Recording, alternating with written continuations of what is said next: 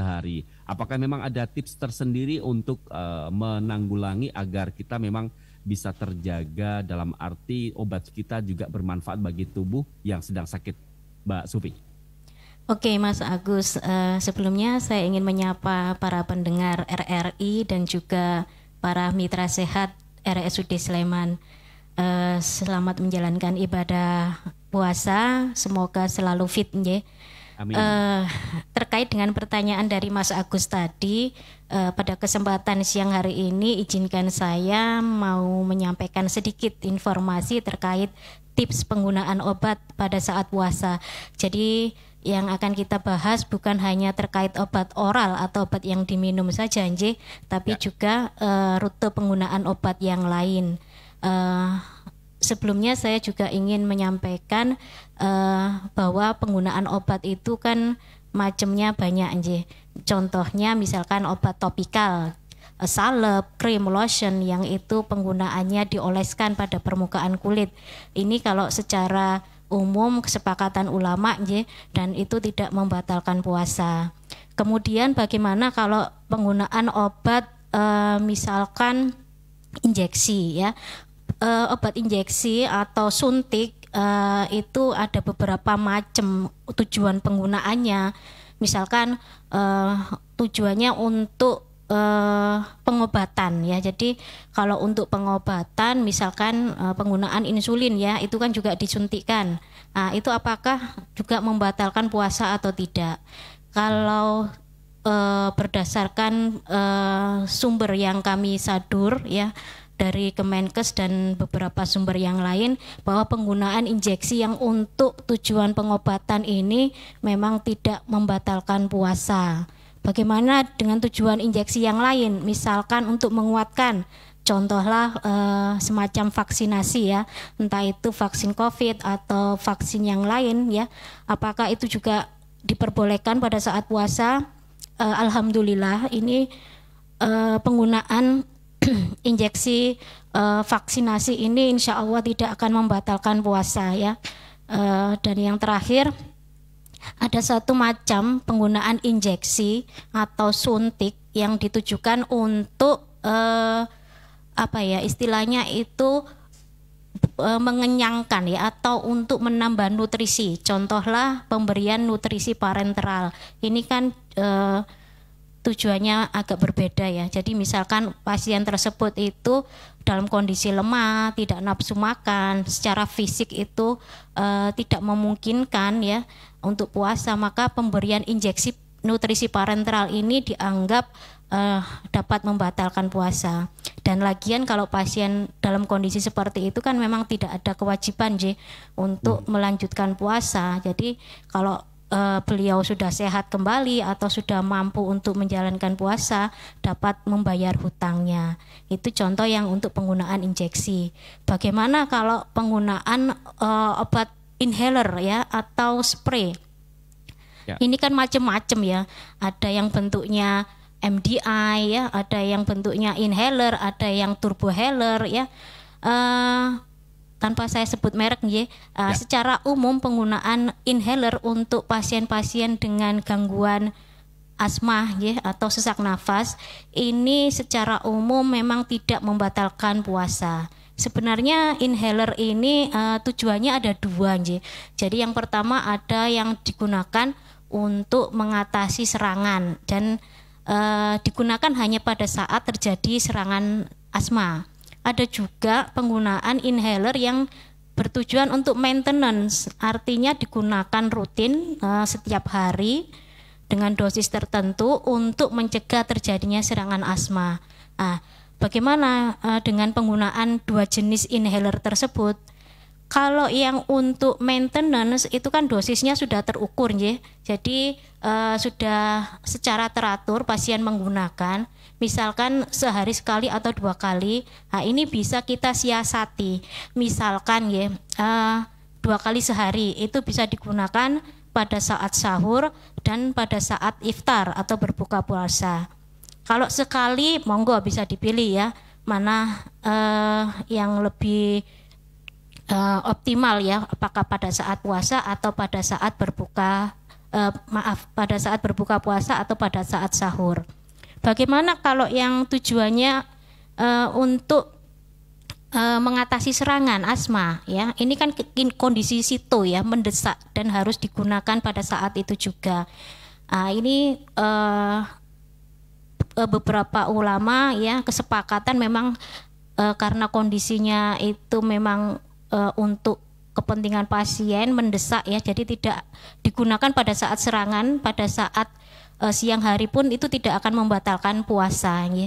Jadi penggunaan inhaler insya Allah aman ya, puasa bisa lanjut. Bagaimana dengan obat-obat yang lain, misalkan penggunaan ovula atau suppositoria yang digunakan lewat lubang anus itu ya, itu juga insya Allah tidak membatalkan puasa. Begitu juga penggunaan oksigenasi atau inhalasi anestesi ya, itu juga insya Allah aman ya, bisa digunakan walaupun pasien sedang berpuasa. Kemudian terkait penggunaan obat yang diminum oral ya, kalau yang tadi ditanyakan misalkan obat tersebut harus digunakan 3 kali, maka bisa kita siasati ya. Kalau obatnya itu hanya digunakan sehari sekali ya, itu tergantung ya, apakah obatnya itu optimal diberikan sebelum makan atau setelah makan. Misalkan obatnya optimal diberikan sebelum makan, maka pilihannya bisa setengah jam sebelum sahur ya. Kalau itu obatnya optimal diberikan setelah makan, misalkan untuk mengurangi efek samping obat, maka kalau sehari sekali bisa dipilih waktu setelah berbuka puasa ya. Kemudian kalau misalkan itu sehari 2 kali, ini juga sama ya, apakah pilihannya setelah makan atau sebelum makan. Kalau 2 kali sehari jelas ya sudah ceto ya, pilihannya ya pada saat sahur dan pada saat iftar atau berbuka puasa. Kemudian kalau 3 kali bagaimana ya, kalau 3 kali bisa disiasati, 1 kali pada saat sahur, 1 kali pada saat berbuka puasa, dan 1 kali menjelang tidur malam. Atau saya selalu menyampaikan untuk mengomunikasikan ya, konsul kepada klinisi atau dokter bagaimana untuk perubahan regimen ya, frekuensi pemberian obat ya, ataupun bagaimana tentang mekanisme perubahan dosisnya. Bisa jadi nanti Pak Dokter atau Bu Dokter bahkan akan merekomendasikan penggunaan obat-obat yang berbentuk sustain release ya, artinya dilepas secara bertahap di dalam tubuh. Memang dari segi biaya penggunaan obat-obat dengan teknologi lebih tinggi ya, seperti sustain release ini jauh lebih mahal, tapi biasanya untuk kepentingan pasien dan apabila pasien mampu dan mau, itu mungkin bisa direkomendasikan. Saya contohkan misalkan obat dengan komposisi metformin ya, itu ada bentuk-bentuk sediaan tablet yang dilepas lambat di dalam tubuh. Bisa jadi pasien yang biasanya menggunakan sehari 2 atau 3 kali, ini cukup minum sehari sekali, karena mekanisme obat akan dilepas secara bertahap di dalam tubuh. Seperti itu Mas Agus. Ya baik, ketika kita periksa ke dokter nih Mbak Sufi, dan ternyata mata kita yang bermasalah dan harus meneteskan obat mata. Ini yang menjadi pertanyaan, apakah tetes mata ini juga membatalkan puasa atau tidak, Mbak Sufi? Oke, pertanyaan seperti ini memang sering dilontarkan masyarakat nggih. Ya karena memang ada ketakutan bahwa nanti obat tetes mata tersebut atau mungkin obat tetes telinga juga nggih, itu akan mampu membuat puasanya tidak sah ya, batal gitu ya. Jadi kalau untuk tetes mata ini berdasarkan kesepakatan ulama dan dari beberapa sumber yang kami sadur, memang penggunaan tetes mata insya Allah tidak akan membatalkan puasa. Meskipun kalau kita menggunakan tetes mata ini kadang ada rasa yang masuk ke tenggorokan J. Betul. Iya, kadang ada sedikit pahit gitu nggih. Apakah ini termasuk hal yang membatalkan? Ternyata tidak, nggih, karena ternyata tidak ada apa ya istilahnya itu saluran dari tenggorokan ke perut atau saluran cerna, nggih. Jadi tidak masuk ke saluran cerna, tidak ada lubang penghubungnya gitu nggih. Jadi insya Allah untuk penggunaan tetes mata ini aman nggih. Kalaupun terjadi keraguan ya misalkan takut nih karena saking berhati-hatinya kita nggih ketika berpuasa, misalkan penggunaannya itu pada saat sahur dan pada saat berbuka nggih monggo ndak masalah nggih. Atau kalau ketika itu memang benar-benar dibutuhkan ya, misalkan nih siang hari berkendaraan ya ternyata mohon maaf ya kelilipan ya kena debu itu nggih. Kadang itu kan perih ya, digocok di mata gosok-gosok malah perih dan malah menjadi merah. Nah, itu kan harus segera kita berikan tetes mata nggih. Kalau keadaan seperti itu ya insya Allah penggunaan tetes mata pun tetap bisa dipakai, tidak akan membatalkan puasa bagi kaum muslimin yang menjalankan ibadah puasa. Kemudian terkait tetes telinga, yang ini memang agak istilahnya itu kita lebih berhati-hati terhadap penggunaan tetes telinga ini karena memang masih ada perbedaan pendapat. Kalau saya memang penggunaan tetes telinga ini kalau memang dia bisa digunakan pada saat sahur dan buka, lebih baik digunakan pada saat waktu-waktu yang kita diperbolehkan untuk membatalkan puasa.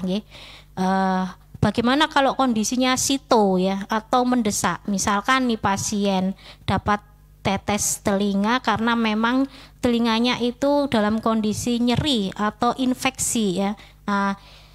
Dan penggunaannya tidak bisa ditunda, misalkan siang pun harus menggunakan ya. Ini penggunaan tetes telinga yang seperti ini dalam keadaan darurat dan ini benefitnya, manfaatnya lebih banyak untuk pasien, insya Allah tidak akan membatalkan puasa. Tapi kembali lagi ya, kalau lebih hati-hati, lebih mengurangi keraguan, monggo bisa digunakan pada saat waktu yang diperbolehkan untuk tidak berpuasa, sahur atau malam hari ya setelah berbuka. Begitu Mas Agus. Ya, kadang saya ini sering sariawan Mbak Sufi, dan sariawan ini biasanya kan ada obat olesnya tuh. Nah, ketika lidah kita atau mungkin bibir kita di bagian dalam kita olesin obat sariawan, apakah ini juga membatalkan puasa? Baik ya, berarti terkait dengan penggunaan obat kumur atau oles ya, yang di rongga mulut ya. Kalau untuk obat kumur ini selama penggunaannya itu tidak sampai tertelan, ya insya Allah tidak akan membatalkan puasa. Misalkan nih kondisi kita sariawan ya, kan nanti menjadi tidak enak makan ya. Mau ndak mau, misalkan kita diberi resep obat kumur gargle yang mengandung misalkan antiseptik ya. Ini kan harus digunakan juga. Ini monggo bisa digunakan ya. Idealnya kayak kita gosok gigi pada saat puasa. Memang hukumnya makruh ya, kalau bisa itu ditinggalkan. Tapi pada kondisi tertentu untuk pengobatan ya, dan itu memang ada resep dari dokter ya, secara klinis itu memang diperlukan untuk kesembuhan pasien.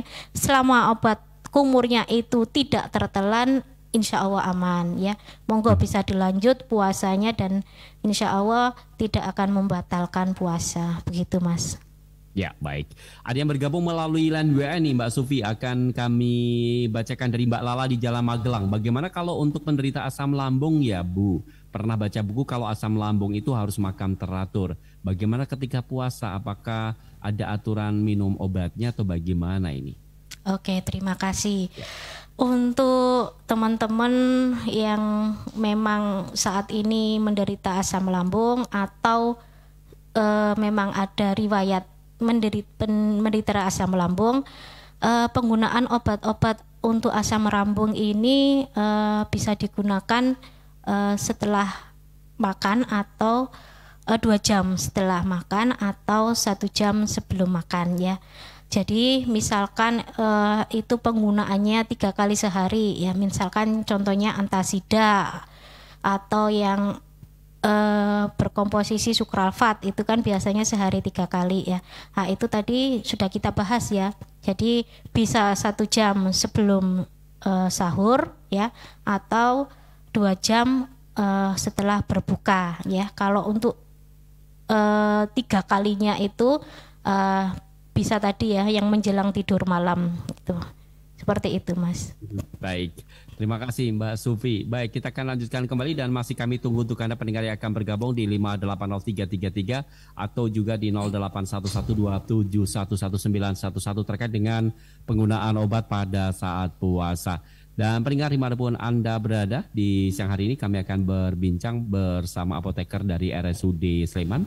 Ada Mbak Sufi, begitu ya, hingga jam pukul 13 waktu Indonesia Barat. Tadi disinggung di awal ada injeksi, begitu Mbak Sufi. Saya juga penasaran nih, pernah saya mengantar orang tua saya ke salah satu rumah sakit ya, yang ada di kota Jogja, begitu. Nah, memang badannya panas dan perutnya sakit. Ketika itu sama dokter langsung dikasih suntikan injeksi. Saya nggak paham injeksinya itu apakah memang pereda rasa sakit atau apa, saya nggak paham. Apakah ketika memang keadaan darurat disuntik injeksi untuk mengurangi rasa sakit itu apakah membatalkan puasa atau tidak ini, Mbak Sufi? Meskipun tadi sudah disinggung di awal. Baik, terima kasih. Ini pengalaman pribadi, Nje. Ya betul. Oke, tadi juga sudah saya singgung terkait dengan penggunaan injeksi yang untuk tujuan pengobatan. Apalagi ini untuk mengurangi nyeri ya. Jadi memang nyeri itu sesuatu yang perlu segera ditangani. Sebab kalau kita lalai atau kita menyampingkan keluhan pasien terkait injeksi ini, sepertinya melanggar HAM ya, hak asasi manusia. Jadi untuk mengurangi nyeri termasuk bagian dari fungsi pengobatan. Dan tadi sudah saya sampaikan juga untuk injeksi yang digunakan untuk pengobatan, entah itu melalui subkutan ya, entah itu intramuskular ataupun intravena, kan rutenya berbeda-beda ya. Itu dianggap tidak membatalkan puasa, karena ya memang dia bukan termasuk kategori nutrisi atau makanan ya, dan juga tidak mengenyangkan ya, insya Allah aman dan ini juga kan untuk kepentingan pasien. Nah ini kembali lagi ke pasiennya, apakah setelah diinjeksi akan meneruskan puasa atau tidak ya. Kadang memang kalau orang sakit itu kan tidak ada istilahnya kewajiban ya untuk meneruskan puasa ya. Jadi kita kembalikan kepada pasien, kalau memang setelah diinjeksi sudah baikan dan mampu melanjutkan ibadah puasa, ya monggo dilanjutkan saja. Tapi kalau ternyata setelah diinjeksi masih terasa nyeri dan memutuskan untuk misalkan membatalkan puasa dan akan diganti pada kesempatan kalau sudah merasa sehat kembali, ya tidak apa-apa Mas, begitu. Oke, baik. Jadi intinya tidak membatalkan puasa. Iya, insya Allah tidak membatalkan.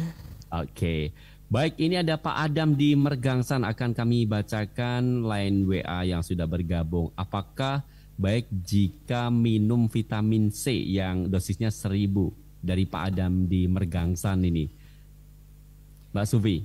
Secara oral ya, berarti diminum Ya. Vitamin C itu salah satu suplemen ya, jadi dibutuhkan tubuh untuk menjaga stamina fit ya, kebugaran. Memang dosisnya macam-macam Mas ya, ada yang cuma 50 mg ya, ada yang 250 mg, bahkan ada yang dosis tinggi seperti yang tadi ditanyakan 1000 mg ya. Perlu diingat juga bahwa vitamin C dengan dosis tinggi ini juga memiliki efek samping ya. Salah satunya adalah iritasi pada saluran cerna, pada lambung ya. Apakah bagaimana maksudnya ya cara minumnya gitu ya Mas ya? Enggak, apakah baik jika minum vitamin C yang dosisnya 1000 mili ini? Pada saat puasa. Ya, Oke. mungkin Kalau tidak pada saya saat puasa juga ini, Mbak. gimana Jadi, Mas? jadi mungkin pas nggak puasa dan juga pas puasa. Oke, ya. Dua-duanya. Oke. Sebenarnya vitamin itu kan dibutuhkan tidak setiap hari ya. Nah, kadang kebutuhan ya terhadap vitamin itu bisa tercukupi dari makanan ya. Apakah vitamin yang kita minum sebagai tambahan ini dibutuhkan pada saat puasa? Bisa saya jawab, bisa iya, bisa tidak. Misalkan kalau kita kondisinya fit ya, oke saja ya, mungkin tidak perlu menggunakan vitamin setinggi itu dosisnya ya. Kalau untuk maintenance penjagaan ya 500 mg sudah cukup sehari sekali. Tapi kalau kita kondisinya kurang fit, apalagi sekarang musimnya ini agak nggak menentu ya, kadang panas, kadang hujan ya. Kadang kita merasa sepertinya mau flu ini ya. Untuk menjaga stamina supaya tidak sampai flu ya, kita boleh menggunakan vitamin C dosis tinggi. Tapi ya itu tadi, kita kembalikan bagaimana cara minumnya ya. Bisa kita siasati, misalkan itu minumnya setelah makan. Jadi jangan dalam kondisi perutnya kosong ya. Takutnya tidak malah sehat tapi malah sakit perutnya. Itu yang kita khawatirkan. Atau kalau misalkan kita tidak mau minum bentuk vitamin ya, kita bisa mengkonsumsi buah-buahan yang tinggi kadar vitamin C-nya ya, bisa dengan jeruk ya. Kemudian apel itu juga banyak vitamin C-nya dan sebagainya, seperti itu Mas. Oke, Mbak Sufi, luar biasa sekali. Tak terasa kita sudah di penghujung kebersamaan dan kita akan akhiri perbincangan kita dalam Maksi. Semoga di lain waktu ada tips yang lainnya yang pastinya sangat-sangat bermanfaat bagi para pendengar yang lainnya, begitu ya Mbak Sufi ya. Insya Allah. Amin. Baik. Terima kasih. Selamat melanjutkan aktivitas Anda. Selamat berpuasa Mbak Sufi. Salam hangat untuk teman-teman di RSUD Sleman. Assalamualaikum Terima kasih warahmatullahi Mas. wabarakatuh. Waalaikumsalam warahmatullahi wabarakatuh. Baik, demikian